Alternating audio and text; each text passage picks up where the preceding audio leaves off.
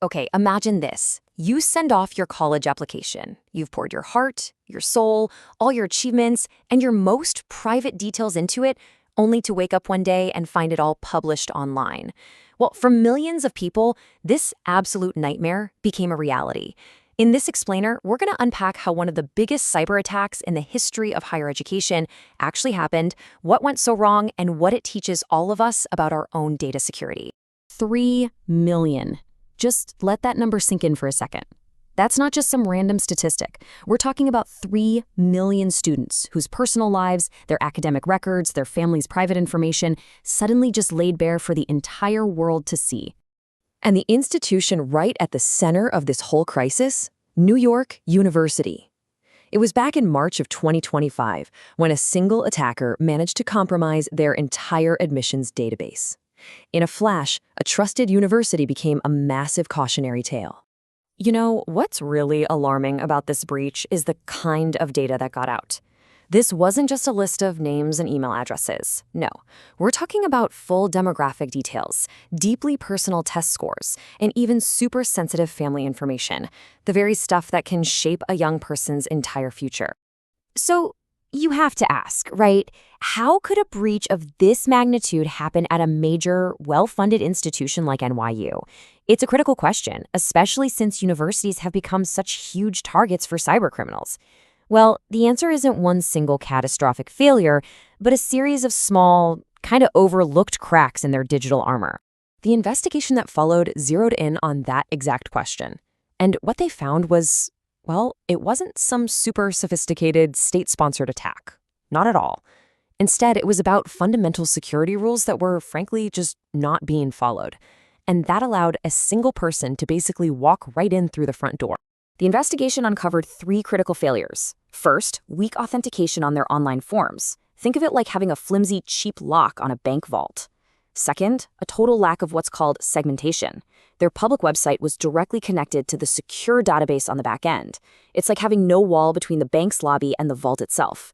And finally, really insufficient monitoring, which meant the attacker was just moving around completely undetected, like a ghost in the machine. A technical failure on this scale never just stays in the digital world. It always spills out into the real world, and it creates this devastating ripple effect. So let's take a look at the cascade of consequences for the people and for the institutions involved. And the impact was felt all over the place. The main victims, of course, were the applicants. Their privacy was just completely violated. But the damage didn't stop there. NYU's reputation took a massive, massive hit. And you better believe the entire higher education sector came under intense scrutiny. This was no longer just an NYU problem. It was everybody's problem. I mean, look at this stark contrast. Before the breach, NYU was seen as this trusted guardian of student data. And afterwards, the university's reputation was in tatters. They were facing a storm of public outrage and, of course, the looming threat of massive legal liability. Trust that took decades to build was just shattered in a single day. But you know, inside this story of failure, there is a powerful opportunity to learn.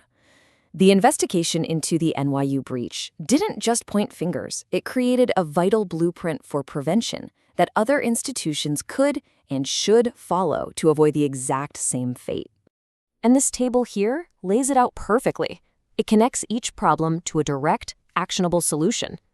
That vulnerability of weak authentication, it's solved by implementing multi-factor authentication. You know, that simple code you get on your phone. A lack of segmentation? Well, that demands stronger security and building digital walls. And insufficient monitoring is countered by just being vigilant, doing regular, thorough security audits. These are the key takeaways right here.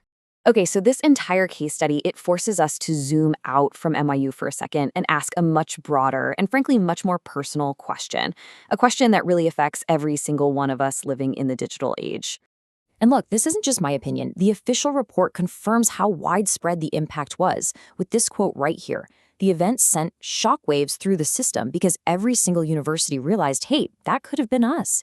It exposed a systemic weakness, not just an isolated one. So this is where we end. You may not have applied to NYU, but just think about it for a second. Your school, your job, your bank, your doctor's office, they all hold this exact same kind of sensitive data about you. After seeing how easily these systems can fail, the final, crucial question we're all left with is this. How safe is our data really?